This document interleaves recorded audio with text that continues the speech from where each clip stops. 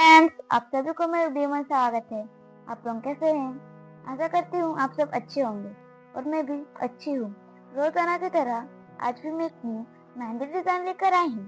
साथ में एक शायरी भी लाई हूँ। चलिए शायरी शुरू करते हैं। हजारों रंग के नजारे होंगे, सब देखेंगे। हजारों रंग के नजारे होंगे, सब देखेंगे।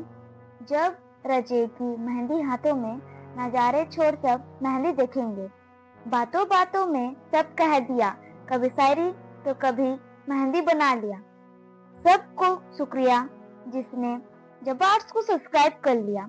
आप लोग वीडियो में बने रहे। वीडियो अच्छा लगे तो लाइक, कमेंट, सब्सक्राइब जरूर कीजिएगा। Thank you.